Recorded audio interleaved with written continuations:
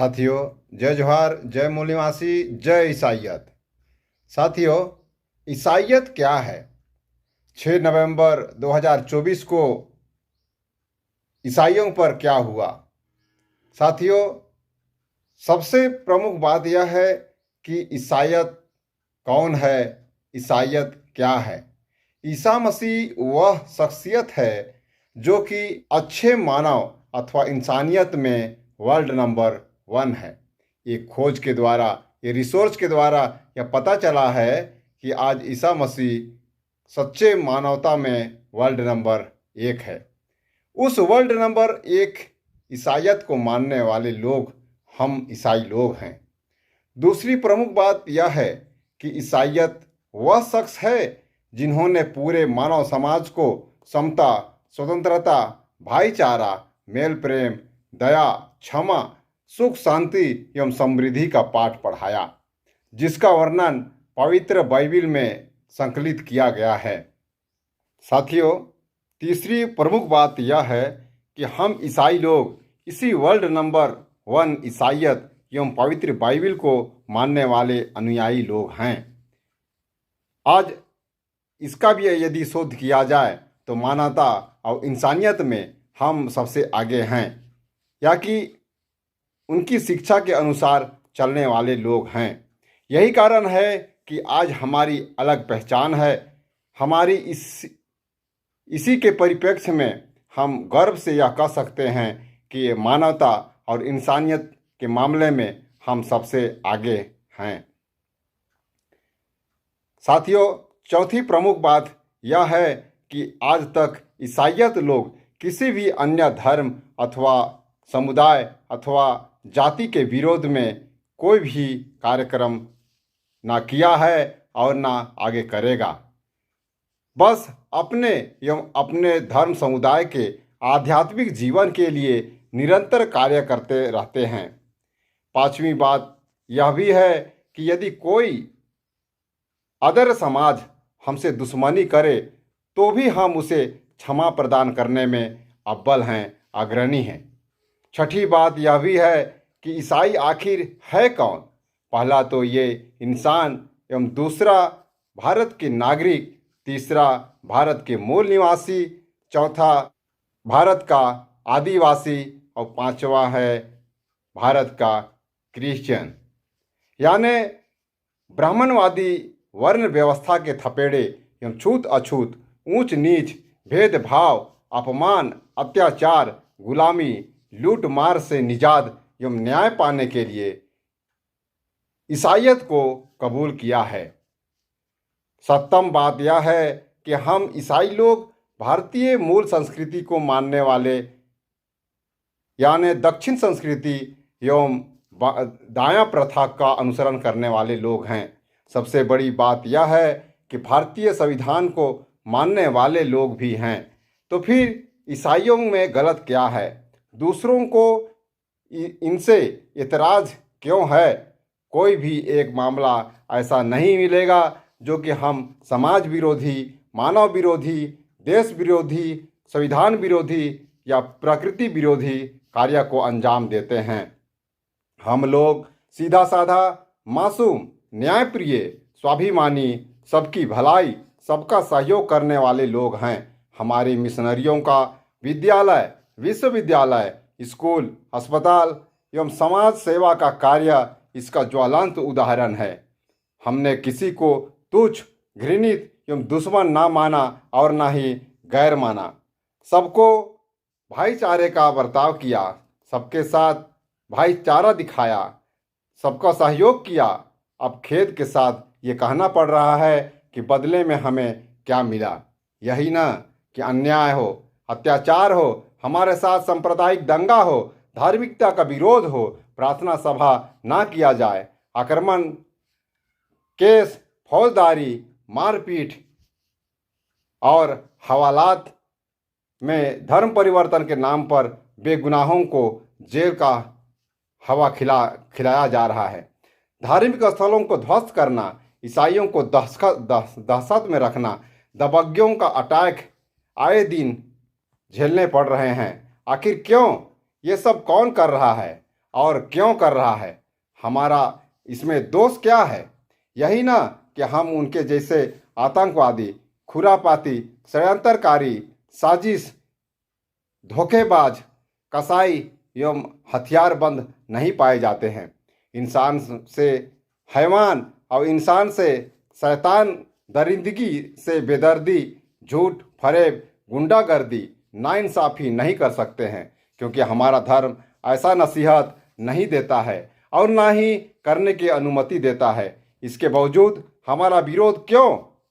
हम इसका ज्वलंत उदाहरण अंबिकापुर प्रोटेस्ट का आंखों देखा हाल बयां कर रहे हैं, जहां मैं स्वयं अपने समाज का सिक्योरिटी की जिम्मेदारी निभा रहा था। 6 नवंबर 2024 दिन बुधवार की बात है। अंबिकापुर के राजभवनी भवन में राष्ट्रीय क्रिश्चियन मोर्चा एवं भारत मुक्ति मोर्चा छत्तीसगढ़ प्रथम राज्य अधिवेशन का आयोजन किया गया था, जिसकी लिखित सूचना संबंधित अधिकारी को दी गई थी और राजभवनी भवन के लिए भी परमिशन मांगी गई थी और 14,000 रुपया सेवा शुल्क भी जमा किया जा चुका था। बीच में पता चला कि कुछ हिंदूवादी लोग धार्मिक कार्यक्रम एवं धर्म परिवर्तन का हवाला देते हुए हमारे विरोध में आवेदन दाखिला किया। इस तरह 5 तारीख को हमारी मंजूरी रद्द कर दी जाती है, यह कहते हुए कि राजभवनी भवन में कोई सरकारी कार्यक्रम लगाया जा रहा है। तब हमारे समाज के साथी अन्यत्र स्थान की तलाश में रजवार समाज से संपर्क किया, जहां हमें कार्यक्रम करने की मौखिक में अनुमति दे दी गई। राजवाड़े भवन का गेट खोल दिया गया। हलवाई, डेकोरेशन सहित सभी टेंट के सारे सामान आ गए। लोगों का जमवाड़ा भी हो गया। मुख्य अतिथि भी आ गए। तब कहीं पुलिस प्रशासन एक्शन में आती है कि ये ईसाइयों का कार्यक्रम है, ये उरावों का कार्यक्रम है, ये आदिवासियों का कार्यक्रम है, यहाँ कार्यक्रम नहीं कर सकते हैं। एसटी, एससी, ओबीसी या माइनॉरिटी को क्यों बुलाया गया है? जगह की परमिशन क्यों नहीं ली गई? साथियों, हम परमिशन लें कैसे?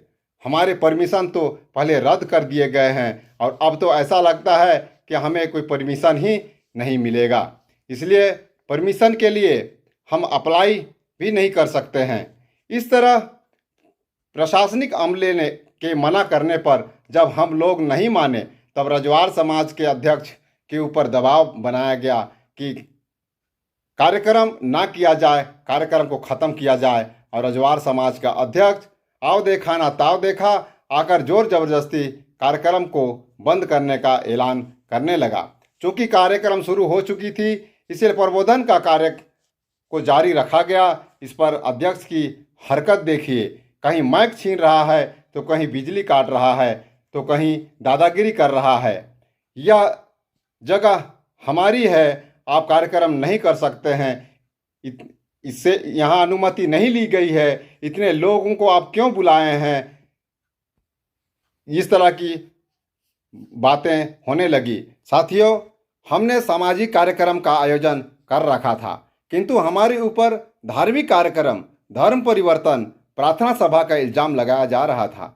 पुलिस फौजों की छावनी बना दी गई थी, जहां 2 तरह के पुलिस कर्मी थे, एक सुरक्षा के नाम पर और दूसरे कार्यक्रम को ना करने देने या डिटेन करने के प्रयोजन से तैनात किया गया था। इतने फोर्स के बाद भी वहां दबंगियों का दादागिरी खुलेआम चल रहा था और पुलिस वहां तमाशा या मुटुर मुटुर देख रही थी। साथियों, आगे क्या हुआ? कार्यक्रम समाप्ति के बाद एक शैलेंद्र शर्मा नामक ब्राह्मण अपने 20-25 साथियों के साथ कार्यक्रम स्थल में आता है और कार्यक्रम का विरोध प्रदर्शन करता है। इतना ही नहीं, 2 साथियों को बंधक बना लेता है। उनके साथ गाली गलौज, बदसलूकी की जाती है, उन्हें जातिगत गालियां बकी जाती है, उन्हें जान से मारने की धमकी दी जाती है। इतना दहशत फैलाई जाती है कि हमारे साथी डर के साए में कुछ भी कबूल करने को मजबूर हो जाते हैं। साथियों, इससे साबित यह होता है कि वहाँ विपक्षियों को पुलिस का प्रोटेक्शन प्राप्त हुआ था। इस तरह अब सबक सीखने की ज़रूरत है कि इस शासन प्रशासन व्यवस्था में हमारी सुरक्षा करने वाला कोई नहीं है। हमारा ईसाई होना, हमारा मूल निवासी होना, हमारा उरांव होना, हमारे आदिवासी होना ही हमारे लिए खतरे का कारण साबित हो रहा है। अब हिंदू वर्सेस ईसाई हो गया है। पहले हम सुना करते थे हिंदू और मुस्लिमों के बीच में यह जंग छिड़ी हुई थी। अब जो है ईसाइयों को भी बख्शा नहीं जा रहा है। जहां अब सभी ईसाइयों को जागने की ज़रूरत है, सावधान रहने की ज़रूरत है, क्योंकि आज हम समाज के रूप में एकत्र ना हुए, संगठित ना हुए तो हमारे लिए कहीं भी जगह नहीं है। हम अपना विचार व्यक्त नहीं कर सकते, हम पूजा पाठ कर नहीं सकते, हम प्रार्थना सभा लगा नहीं सकते या अन्य किसी प्रकार का सामाजिक कार्यक्रम कर नहीं सकते। हम अन्याय अत्याचार के विरुद्ध मोर्चा खोल नहीं सकते। हमें परमिशन अब दी नहीं जाएगी, क्योंकि परमिशन रद्द कर दी गई है। साथियों, अब सवाल ये है कि आज हम ईसाई संगठित हो नहीं सकते तो विरोध करने की ताकत तो बहुत दूर है। यदि यही दशा रही तो वो दिन दूर नहीं जब हमारे लोगों को हमारे गांव में, हमारे घर में घुसकर हमारे साथ दबंगाई करेंगे, हमारे जगह जमीन धन संसाधन को छीन लेंगे, हमारे बेटी बहनों को अभी तो माया जाल में फंसाकर या बहला फुसलाकर या लालच देकर यौन शोषण कर रहे थे, अब जो कि खुलेआम अपहरण होगा, चीरहरण होगा, बलात्कार होगा, तब हमारी औकात नहीं रहेगी कि हम सामने आकर रोक सकेंगे। इसलिए सभी लोग राष्ट्रीय क्रिश्चियन मोर्चा, भारत मुक्ति मोर्चा एवं वाम सेब के साथ जुड़िए। इसी में हमारी ताकत है, इसी में हमारा बचाव है। साथियों, ईसाइयत को मानने वालों को एक खास बात और समझ लेनी चाहिए कि हमारे साथ इस तरह का अन्याय, अत्याचार, गुंडागर्दी, लड़ाई झगड़ा, धमकी क्यों किया जा रहा है, क्यों दिया जा रहा है, इसका भी कारण जाने बगैर ईसाइयत हमारी अधूरी है। वह है, पहला, हम लोग टुकड़ी टुकड़ी गैंग में बटे हुए लोग हैं या कि हमें बांट दिया गया है। दूसरा है जानकारी का अभाव, हमें अपने हक अधिकार की जानकारी नहीं है। हम इसे अगले वीडियो में अवगत कराने का प्रयास करेंगे। तीसरा यह भी है कि हम सोए हुए लोग हैं, कायर लोग हैं, डरपोक लोग हैं, जिंदा लाश बन गए हैं। चौथी बात यह भी है, यह भी सर्वमान्य है कि हम सीधे साधे मासूम, ईमानदार एवं शरीफ लोग हैं, हमें गुंडागर्दी आता नहीं है। पांचवी यह भी है कि हम लोग अपनों से दूर भाग रहे हैं और परायों के गिरोह में शामिल होने का नतीजा सबके सामने हम झेल रहे हैं, यानी हमको दोस्त एवं दुश्मन की पहचान नहीं है। छठा यह भी है कि हमारा धार्मिक संगठन तो मजबूत है, किंतु हमारे पास कोई सामाजिक एवं राजनीतिक संगठन नहीं है। हमारी सामाजिक जड़ें और राजनीतिक जड़ें मजबूत नहीं है। इसलिए हमें आध्यात्मिक जीवन के साथ साथ अब भौतिक सुरक्षा की भी चिंता करनी होगी। इसलिए आज हमें दोनों ताकतों की समान जरूरत है। इसलिए एडवोकेट सुनील डोंगरदुवे ने सही कहा है कि एक हाथ में बाइबिल और दूसरे हाथ में संविधान होना जरूरी है। आज कोई भी सामाजिक कार्यक्रम हो या धार्मिक सिक्योरिटी फोर्स को तैनात ना करना मूर्खता होगी। इसलिए सभी लोग अपने अपने समुदाय में वॉलंटियर फोर्स का गठन कीजिए, जिसको वीवीएफ द्वारा संरक्षण प्रदान किया जाएगा। तब हम सुरक्षित हो सकेंगे और अपने समाज का भलाई कर सकेंगे।